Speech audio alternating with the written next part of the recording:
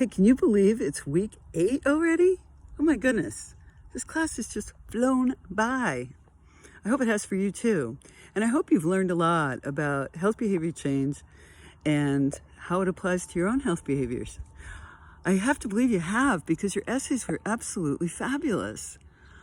Great work. Wow. And now we get to look at each other's group work on health behavior change and the group projects, which are due by Wednesday, August 11th. The reason they're due Wednesday, August 11th is because I need time to upload them to Module 9 so that you can review them and write your peer review papers. Each one of these little forms, there's one little section per presentation, needs to be filled out by each and every one of you. And the cumulative grade will be for the group. So if 4 people in your group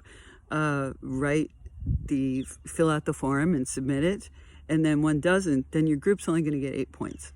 So it's important that everyone do this. It's not going to take you long. You can do it as you're watching the presentation. That's the easiest way to do it, I think.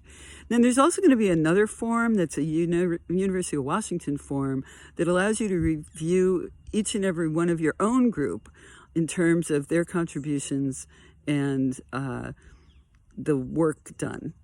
And that form only I will see, but you can, it would be very helpful to fill that out as well. All right, well, this week I'm not going to do a big lecture, not going to do a slideshow. And the reason why is because you have a lot of work in group 8, not the least of which is finishing your presentation and getting it uploaded. So you will have 3 chapters to read. Chapter 20, which is on school-based interventions for behavioral change. Chapter 23, which is the role of built environments in behavioral change. And chapter 24, which is basically about health measurement tools you can use when evaluating interventions. And this may be helpful while formulating your presentation. But in terms of built environments, this is actually a really important topic. So I want you to watch Gary Gaston's 15-minute talk on TEDx about improving public health through community design. It's about built environments, and it's really excellent, actually.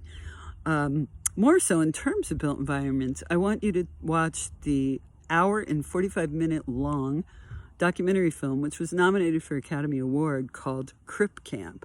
And it really is a fantastic film.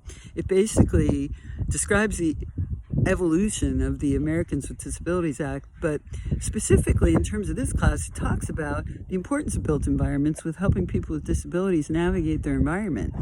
And it really is a poignant film, and it's definitely better to watch this film than to hear me rat on for 45 minutes about the same subject when you can see it in action through this film.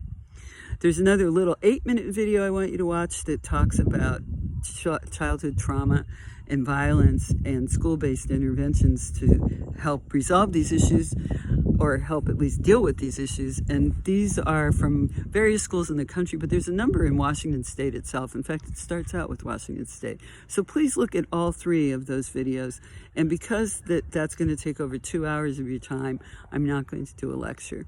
So this week there's just a quiz, the last one, as well as the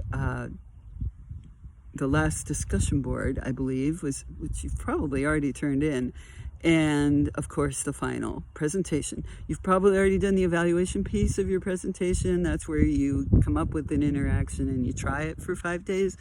That part I'm sure has already been done. And then the last piece is just getting the presentation done, the 10-minute to 15-minute presentation, upload it, and we'll all look at it during week 9, the last week of the class.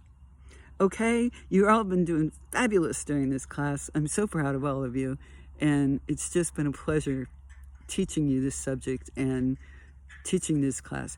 If you'd like to meet individually or as a group via Zoom, just send me an email and we can work out a time that works for a group. My suggestion is, if you'd like to meet as a group, figure out times that work first with your group and then present them to me, and I will work out a time that I can be there. And I promise I will figure out, there will be a time. Just give me 3 choices. Okay, so on that, I'll say goodbye for now. Have a wonderful week. I hope you will enjoy what's left of the summer, which is plenty, and that your final project presentation is going well. Bye for now.